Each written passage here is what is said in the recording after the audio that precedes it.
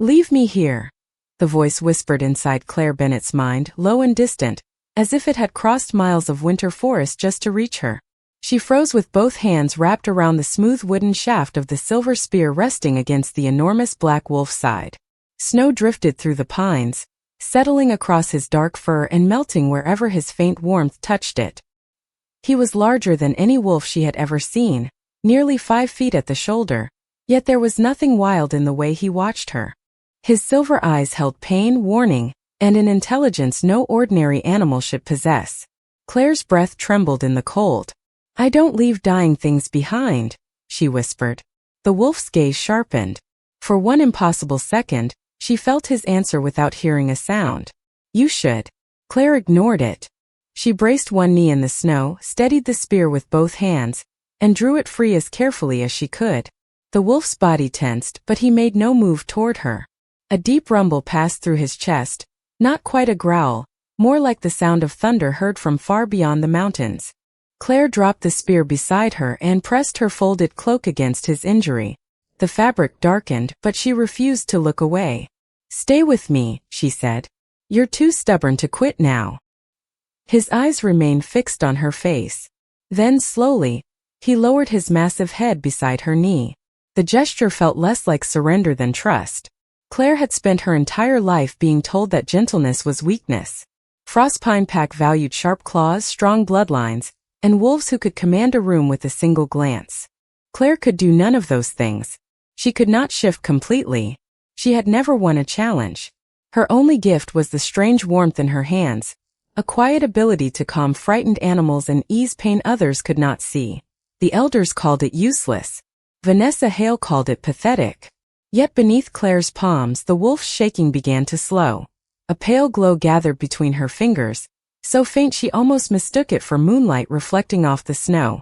The wolf saw it too. His silver eyes widened, and something ancient seemed to stir behind them. Claire felt a sudden pull in her chest, warm and powerful, like an invisible thread tightening between them. Images flashed across her mind.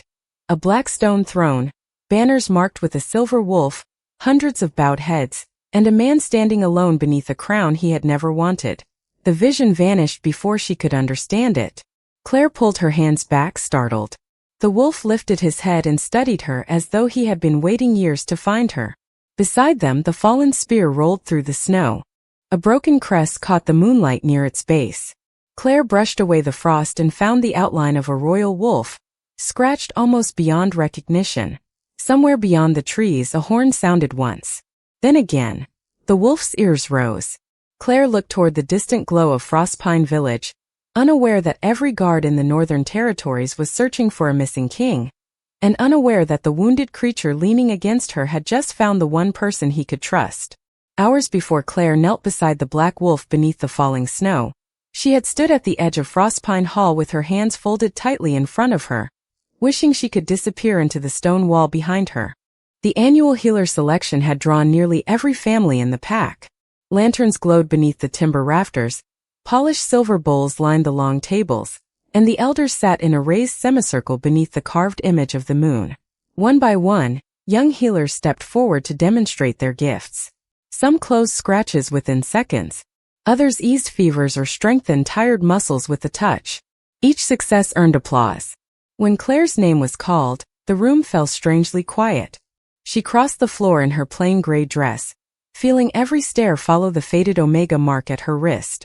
On the examination table sat a frightened boy named Noah, no older than 8, with a shallow cut across his palm from a broken training staff. His mother stood nearby, trying to smile for him, but Claire could feel the child's fear before she even reached him. It pressed against her senses like cold rain. "May I hold your hand?" she asked. Noah nodded. Claire covered his small fingers with her own and let the warmth inside her rise. It did not blaze like the gifts of the other healers. It moved softly, almost shyly, flowing from her palms into the boy's trembling hand. His breathing slowed. His shoulders relaxed. The tears in his eyes disappeared. The cut remained, but the fear was gone. "It does not hurt anymore," Noah whispered. Claire smiled. "That matters too." A laugh drifted from the front row. Vanessa Hale leaned back in her chair, golden hair spilling over the white fur at her shoulders. She calmed him, Vanessa said. How impressive. Perhaps next year she can teach us how to tuck frightened pups into bed. Several voices joined her laughter. Claire kept her eyes on Noah, but heat climbed into her face. Elder Grant Hale rose from his seat, his expression carved from disappointment. A healer is expected to heal, he said. Frostpine has no place for gifts that merely make weakness comfortable. Noah's mother opened her mouth to object, then lowered her gaze beneath Grant's stare. Claire released the boy's hand and stepped back. Pain is not weakness, she said quietly. The hall went still. Vanessa's smile sharpened. And yet weakness always seems to find you. Before Claire could answer, an old memory returned with the clarity of a whispered warning. Her grandmother Nora had once held Claire's hands beside the kitchen fire and said, "Your gift will remain asleep until you choose someone the world has abandoned." Claire had never understood what she meant. Not then. Grant raised one hand to dismiss her from the floor. "You are excused from the selection." The words were polite, but the message was not. She had failed again. Claire turned toward the doors just as a long horn sounded beyond the village walls. Every head in the hall lifted. A second horn answered from the northern road, urgent and uneven. The doors opened and a snow-covered rider stumbled inside. "The royal convoy has arrived," he announced, struggling to catch his breath. "But the Alpha King is not with them." Claire felt the entire hall tighten around those words. Across the room, Grant Hale did not look surprised. He looked afraid. The silence broke when the rider stepped aside and Captain Mason Reed entered Frostpine Hall. Snow clung to the shoulders of his dark uniform, and the silver wolf crest at his collar marked him as a member of the Royal Guard. He moved with controlled urgency, scanning every face before his gaze settled on Grant Hale. "The Alpha King's party was separated 12 miles north of here," Mason said. "His horse returned without him. We found signs of a struggle near the ridge, but no trace of His Majesty." A frightened murmur swept through the hall. Vanessa rose quickly. Was he taken by rogues? Mason's expression did not change. "We do not know." Grant stepped forward before anyone else could speak. "Then Frostpine will assist the search. No one enters the northern forest without my permission. Any stranger found inside our borders will be treated as a threat." The order sounded reasonable, yet Claire noticed the way Grant's hand tightened around the edge of his cloak. She also noticed the mud on his boots. It was not the pale earth surrounding Frostpine Village. It was deep red, almost rust-colored, the kind found only along the northern ridge where iron ran beneath the soil. Claire had gathered herbs there since childhood. Grant had claimed he had spent the entire day inside the hall. "Why were you near the ridge?" she asked. Her voice was quiet, but the room heard it. Grant turned slowly. "What did you say?" Claire's heartbeat quickened. She wanted to lower her eyes, apologize, and return to the safe silence she had practiced for years. Instead, she looked at his boots. "That mud comes from the northern trail." Vanessa gave a sharp laugh. "Now she is a tracker too." Mason's gaze dropped briefly to Grant's boots, then returned to his face. Something unreadable passed between the two men. Grant stepped closer to Claire. "You failed your examination, embarrassed this pack, and now you question your alpha in front of a royal officer. I only asked where you had been, and I am telling you that your place is not in this investigation." His voice remained calm, which made the warning beneath it feel colder. He turned toward the gathered wolves. "The forest is closed until the king is found. Anyone who disobeys will answer to me." Claire felt Vanessa move beside her. A small bowl tipped from the table, spilling dark ceremonial dye across Claire's gray dress. Vanessa gasped with false surprise. "How careless." Laughter flickered through the room. Grant did not correct his daughter. "Leave," he told Claire. "Go home before your presence causes further disgrace." Claire held his gaze for 1 second longer, then walked toward the doors. Outside, the wind had strengthened, carrying snow across the empty square. She should have turned toward her grandmother's cottage. Instead, she stopped.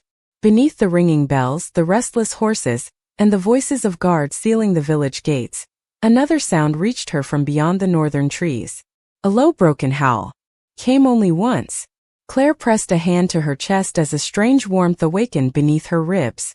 Somewhere in the forbidden forest, Something was calling to her. She pulled her cloak tight and followed the sound into the snow.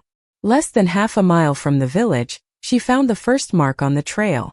A broad print larger than her open hand, pressed deep into the white ground. Beside it ran a thin path of crimson, leading toward the northern ridge. Claire followed the trail deeper into the northern forest, where the pines grew close enough to hide the moon and the snow reached nearly to her ankles.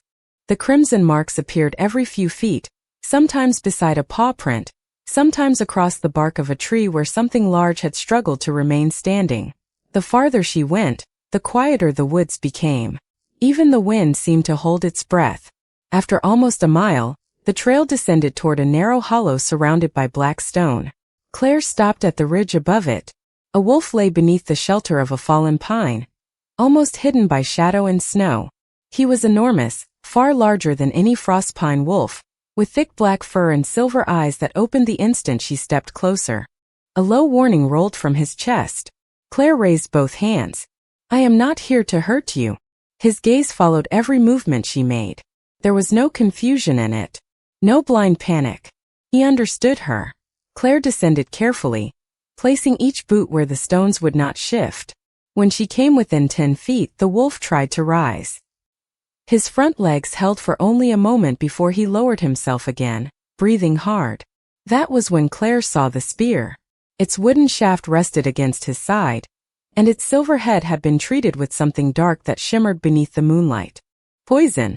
Her grandmother had shown her similar weapons years ago, though never one this finely made. They were designed to weaken a wolf from the inside, clouding instinct until even the strongest shifter could no longer control his own form. "You have been running with this inside you," Claire whispered. The wolf watched her without blinking. Around one of his front legs, the fur had been pressed flat in a perfect circle. It looked like the mark left by fitted armor. Claire moved closer and noticed another detail beneath the snow. A strip of torn black leather lay near his paw, stamped with a silver thread in the shape of a crown. The wolf placed his paw over it. Claire looked into his eyes. "You do not want me to see that." His ears shifted back. The gesture was almost human. Then his body trembled, and Claire felt his pain sweep through her so suddenly that she nearly lost her balance.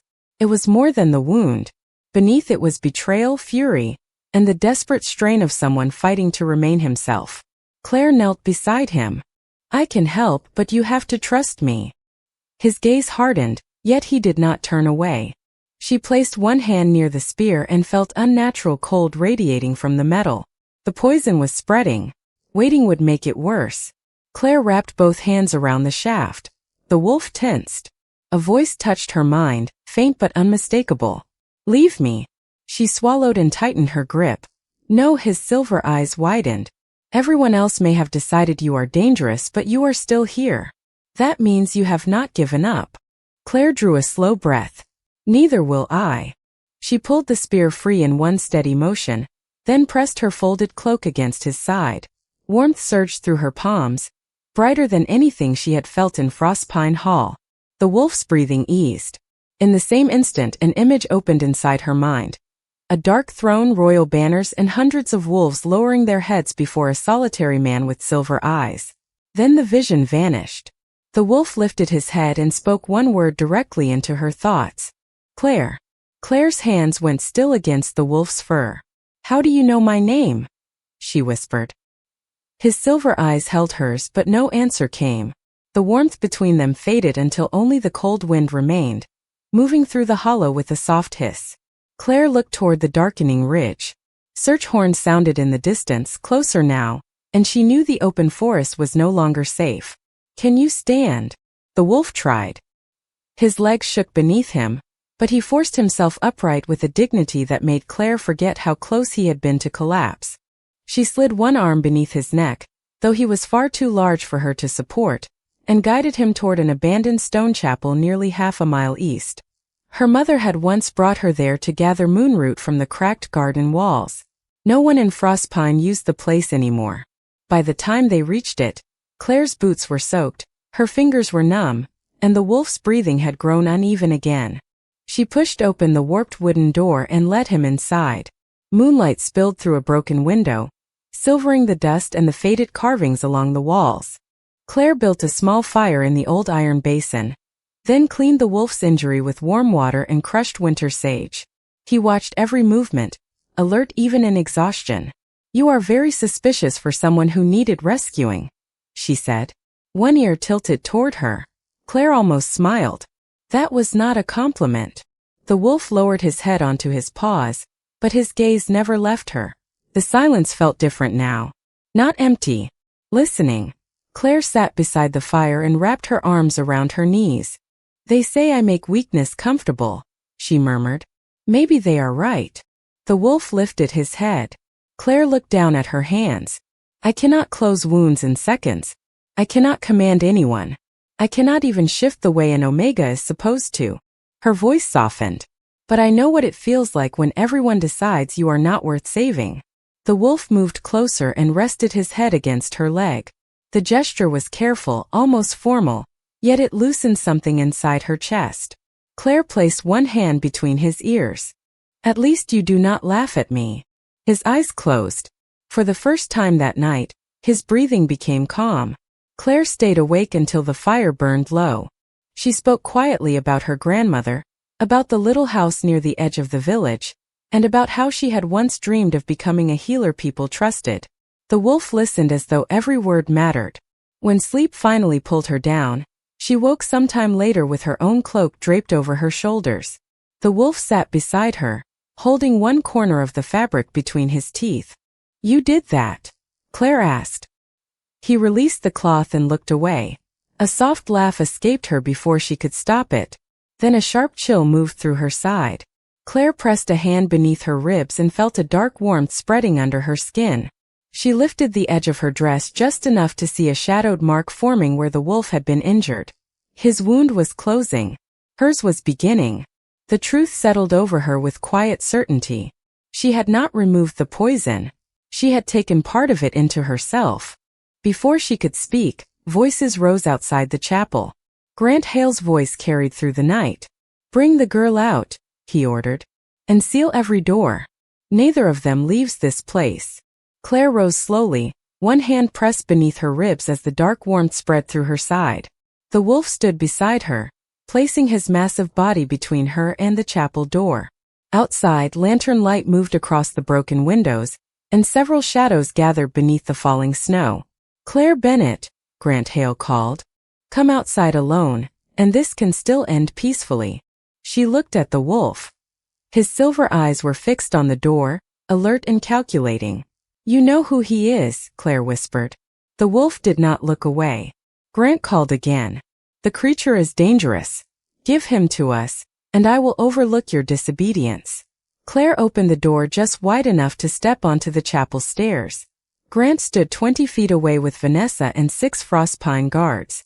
Each guard carried a silver restraint, while 2 lanterns burned near the tree line. Captain Mason Reed was nowhere in sight. "Why did you follow me?" Claire asked. Grant smiled without warmth. "You left a clear trail." "That is not what I meant." His expression tightened. Claire held up the strip of black leather she had found near the wolf. The silver crown stitched into it caught the lantern light. "You knew where he was before the search began. You knew the northern ridge mattered. You knew enough to close the forest before Captain Reed finished speaking." Vanessa stepped forward. "She is confused. The poison has affected her." Grant raised one hand, silencing his daughter. "Bring me the wolf, Claire." No, the word came quietly, but it carried through the clearing.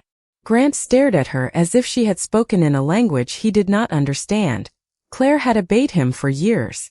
She had lowered her eyes, accepted every dismissal, and allowed Frostpine to define her by what she could not do. Yet the animal behind her had trusted her when trust had nearly cost him everything. She would not repay that trust with fear. "You would risk your place in this pack for a beast that cannot even speak your name?" Grant asked. Claire remembered the voice inside her mind. "Claire." He already did. A low sound rolled from the chapel. The guard stepped back as the wolf emerged and stood beside her. Even weakened, he seemed to fill the doorway. Snow gathered along his black fur, and his silver eyes settled on Grant with unmistakable recognition.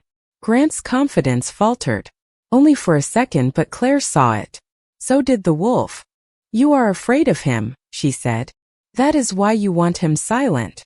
Grant ordered the guards to advance, but none moved. The wolf did not bare his teeth or lunge. He simply stood between Claire and the men, steady and watchful, as if protecting her required no effort at all. The warmth beneath Claire's ribs suddenly sharpened. Her knees weakened. The chapel tilted around her, and the leather strip slipped from her fingers. The wolf turned at once, catching her against his shoulder before she reached the snow. Claire buried one hand in his fur. Do not let them take you, she whispered. His eyes met hers, filled with something deeper than gratitude. A pulse of silver light traveled across his body. The air shifted. Snow lifted in a slow circle around them, and the guards fell silent as the outline of the great wolf began to change. Claire tried to keep her eyes open, but darkness closed around her before she could see the man emerging from the light. Claire woke to the sound of bells and the cold pressure of silver restraints around her wrists. For one disoriented moment, she searched for black fur and silver eyes, expecting to feel the great wolf beside her. Instead, she found herself kneeling in Frostpine Hall beneath the carved moon, surrounded by nearly every member of the pack. Dawn pressed pale light through the windows. Grant Hale stood before the elders in ceremonial robes, while Vanessa held the broken spear for everyone to see. The wolf was gone. Claire Bennett entered the Forbidden Forest after the Alpha King disappeared, Grant announced. She was found sheltering the creature responsible for his death. A murmur moved through the hall. Claire's thoughts struggled through the poison still burning beneath her ribs. That is not true. Grant turned toward her with practiced sorrow. Then tell us where His Majesty is. Claire looked toward the royal guards gathered beside the doors. Captain Mason Reed stood among them, but 2 Frostpine sentries remained close at his sides. His expression was calm, yet his hand was held far from the sword at his belt. He was being watched. The wolf was injured, Claire said. Someone used that spear against him before I found him. Vanessa lifted the weapon higher. A spear bearing the royal crest, found in her possession. The crest had been damaged deliberately. Or perhaps you damaged it, Grant replied. Perhaps you hoped no one would discover what you had done. Claire scanned the faces around her. Some held anger. Others looked frightened. Noah and his mother stood near the back, both silent. Her grandmother Nora was nowhere in sight. Grant stepped closer. Confess and Frostpine may show mercy. Claire remembered the chapel, the warmth of the wolf's head against her knee, and the way he had stood between her and men who wanted him taken. She remembered the light gathering around him as darkness claimed her. I will not confess to a lie. Grant's eyes hardened. You chose a dangerous beast over your own pack. I chose someone who needed help. And if given the chance? His voice rose so the entire hall could hear. Would you betray us again? Claire lifted her head. The restraints felt heavy, but her voice did not shake. I would save him again. The words settled over the hall. Vanessa laughed first, but no one joined her. Grant turned toward the elders. You have heard her admission. She rejects Frostpine law and places the life of a beast above the safety of every wolf here. Mason finally spoke. That is not what she said. Grant faced him. Captain, your king is missing. I suggest you remember where your loyalty belongs. Mason's gaze moved to Claire, then to the mud still dried along Grant's boots. I remember exactly. Grant raised one hand, and the guards beside Mason moved closer. The warning was clear. Claire understood then why Mason had remained silent. Grant had prepared the hall before dawn. Every door was guarded. Every witness was afraid. He had turned the truth into a cage and placed her at its center. An elder rose and ordered Claire taken to the judgment stone. 2 guards approached. Claire forced herself to stand, though the shadowed mark beneath her ribs pulsed with every breath. She would not give Grant the satisfaction of seeing her lowered again. Outside, the square waited beneath the morning snow. The entire pack followed as she was led toward the stone where traitors once faced judgment. Grant climbed the platform and declared that Frostpine would answer the king's disappearance with justice. Claire looked toward the northern road, but no one came. The elder lifted the ceremonial staff. Then a voice sounded from behind the crowd, deep, controlled, and unmistakably familiar. Then it is fortunate, the stranger said, that your king survived. The crowd turned as one. A tall man stepped through the falling snow, dressed in a dark royal coat with Claire's gray cloak tied across one shoulder. A clean bandage circled his side, and his face was pale from exhaustion, but his posture carried the kind of authority that made every voice disappear. Silver eyes found Claire first. She knew them before Captain Mason Reed dropped to one knee. Your Majesty. The words moved through the square like wind through dry leaves. One by one, the royal guards knelt. Then the frost pine elders followed. Vanessa's face lost all color. Grant remained standing for 3 breaths too long before lowering himself with visible effort. Claire could not move. The man before her was the wolf from the chapel. He was the presence behind the thoughts that had touched her mind, the silent listener beside the fire, the wounded creature who had rested his head against her knee. He was Ethan Blackwood, Alpha King of the Northern Territories. Ethan crossed the square without looking at anyone else. He stopped before Claire and reached for the silver restraints around her wrists. The metal released beneath his hand. You should not be kneeling, he said. His voice was the same one that had called her name in the forest. Claire rose slowly, and the shadow beneath her ribs tightened. Ethan noticed. His expression changed, not with anger but with concern. She carries part of the poison meant for me, he told the crowd. She took it willingly because she believed a stranger deserved to live. Grant lifted his head. Your Majesty, there has been a misunderstanding. Ethan turned toward him. The air seemed colder. There was an ambush 12 miles north of Frost Pine. The attackers used a royal spear altered with silver poison. They expected it to cloud my mind and keep me trapped in wolf form. Mason stepped forward and placed the torn strip of black leather beside the broken spear. The same material was found near the ridge. It matches the armor issued only to Frostpine's private guard. A restless murmur spread through the pack. Grant's calm began to fracture. Those items could have been planted. Then explain the red ridge soil on your boots before the search was announced, Claire said. Grant looked at her, and for the first time she saw no contempt in his eyes. Only fear. Ethan moved one step closer to her, not in front of her but beside her. Claire noticed what trained guards missed, he said. She saw the truth because she was willing to look where others had chosen not to. Vanessa reached for her father's arm. Grant pulled away and turned toward the northern road, but royal guards closed the path without drawing a weapon. Mason's voice remained steady. Grant Hale, you will answer before the Council of Packs. Grant looked at Ethan. You would trust an Omega who disobeyed her Alpha over a man who has led this territory for 20 years? Ethan's gaze shifted to Claire. She disobeyed cruelty. There is a difference. Silence settled over the square. Grant's rank was removed, and the Frostpine elders were ordered to choose temporary leadership until the council completed its judgment. Ethan could have declared punishment in anger, but he did not. Instead he turned to Claire. He wronged you long before he betrayed me, he said. What justice would you choose? Every face turned toward her.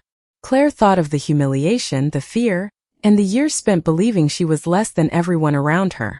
Then she looked at Noah and his mother, at the younger Omega standing at the edge of the crowd, and at the elders who had remained silent. Let the truth be heard publicly, she said. Let everyone he silenced speak without fear. Let no Omega in Frostpine be punished for being gentle. Ethan studied her for a long moment. Then he bowed his head. It will be done. The king who commanded every pack in the north accepted the judgment of the woman they had called weak. Then, before the entire village, Ethan stepped down from the platform and knelt in the snow where Claire had been forced to kneel moments before. Ethan remained on one knee as snow settled across his dark coat. No one in Frostpine moved. Claire looked down at the most powerful man in the Northern Territories, and saw neither command nor possession in his silver eyes. She saw the wounded wolf who had trusted her hands in the forest. Claire Bennett, he said, I will not claim your future because you saved mine. I will not ask you to trade one kind of cage for another. His voice carried across the square, quiet but unshakable. I am asking whether you would choose to walk beside me freely as my equal. Claire felt every old insult pressing against the answer inside her. Hollow Omega. Useless healer. a girl whose gentleness had no value. Yet Ethan had not placed himself above her. He had knelt where Frostpine had forced her to kneel, and he had given her something no one in the pack ever had. A choice. Claire extended her hand. "Stand with me," she said. Ethan placed his palm against hers and rose. Warmth moved between them, soft at first, then bright enough to turn the falling snow silver. A crescent-shaped mark appeared around Claire's wrist. A matching light circled Ethan's hand. The shadow beneath her ribs lifted, drawn away like mist beneath the morning sun, and Ethan released a slow breath as the last trace of poison left them both. From the edge of the crowd, Nora Bennett stepped forward. Her eyes shone with pride. "The old stories were true," she said. "Claire carries the blood of the moon healers. They did not mend the body by force. They protected the soul until it remembered how to heal itself." The elders stared at Claire with wonder, but she no longer needed their approval. Ethan kept her hand level with his own as Captain Mason and the royal guards bowed. He did not place Claire behind him. He did not speak for her. When they began walking toward the northern road, Noah ran from the crowd and hugged Claire around the waist. "I knew your gift mattered," he whispered. Claire smiled and touched his shoulder. Beyond Frostpine, the clouds opened, revealing a pale moon above the mountains. Claire had entered the forest believing she was the Omega no one wanted. She left beside the king every wolf feared. But Ethan understood the truth. Claire had never needed a crown to become worthy. The crown had needed someone worthy of her.